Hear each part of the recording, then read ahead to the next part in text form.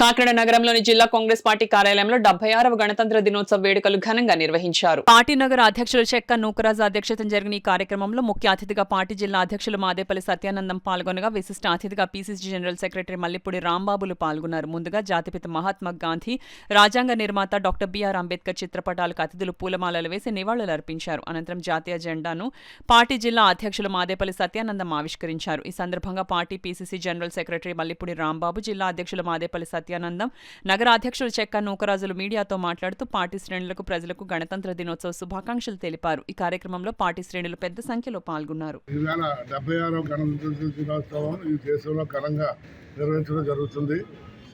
స్వాతంత్రం వచ్చిన తర్వాత మనకి 26వ తారీఖున రాజ్యాంగాన్ని ప్రతిష్ఠ చేసినటువంటి రోజుగా ఈవేళ మన భారతదేశం కళకీర్తిగా నిర్ణయించుకోవడం జరుగుతుంది.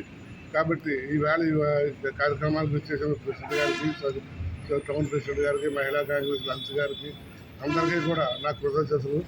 ఇలాగే ప్రతి కార్యక్రమాన్ని ఘనంగా నిర్వర్తించాలని, కాంగ్రెస్ పార్టీని బలోపేతానికి ముందుకు తీసుకెళ్లాలని కోరుకుంటున్నాను.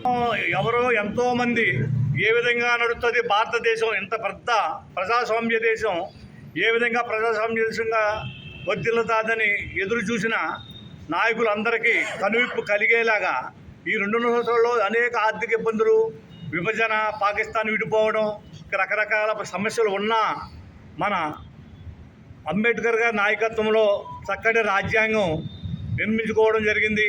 అప్పటి నుంచి కూడా 1950 జనవరి 26 నుంచి కూడా మనం ప్రతి సంవత్సరం గణతంత్ర దినోత్సవం జరుపుకోవడం జరుగుతున్నది. ఈ పాలకులు వస్తూ ఉంటారు, పోతూ ఉంటారు, కానీ ఈ గణతంత్ర దినోత్సవం మాత్రం మనం ప్రతి సంవత్సరము ఘనంగా నిర్వహించుకోవడం జరుగుతుంది. మన యొక్క ఎన్నో దేశాలలో రాజ్యాంగం ఇంత కంటిన్యూగా 76 సంవత్సరాలు కంటిన్యూగా నడిచిన దేశాలు ఏమీ లేవు.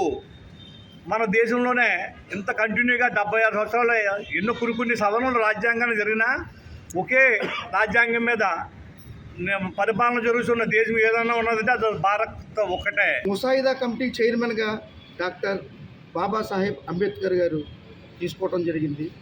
ఆయన మేధస్సుతో అనేక మంది వ్యక్తుల సహాయంతో మనకు భారతదేశానికి ఒక రాజ్యాంగాన్ని రూపకల్పన చేశారు. ఈ రాజ్యాంగం తయారు చేయడానికి 2 సంవత్సరాల 11 నెలల 18 రోజులు సమయం పట్టింది. అప్పట్లో దీనికి అయ్యే ఖర్చు 64 లక్షలు ఖర్చు అయింది.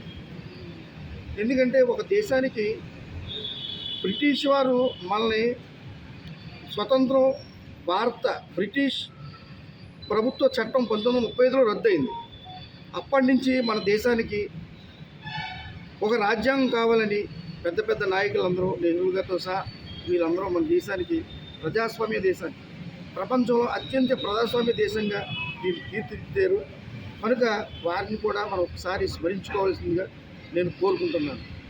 ఈ యొక్క గణతంత్ర దినోత్సవ వేడుకలు పంచాయతీ నుంచి పల్లెల వరకు, పార్లమెంట్ నుంచి అసెంబ్లీల వరకు, నగరాల నుంచి పల్లెల వరకు ఈ గణతంత్ర వేడుకలు ముఖ్యంగా చాలా అంగరంగ వైభవంగా జరుపుకుంటారు. ముఖ్యంగా పాఠశాలలు అయితే ఈ వేడుకలు చాలా ఆహ్లాదంగా, ఉత్సాహంగా జరుపుకుంటారు.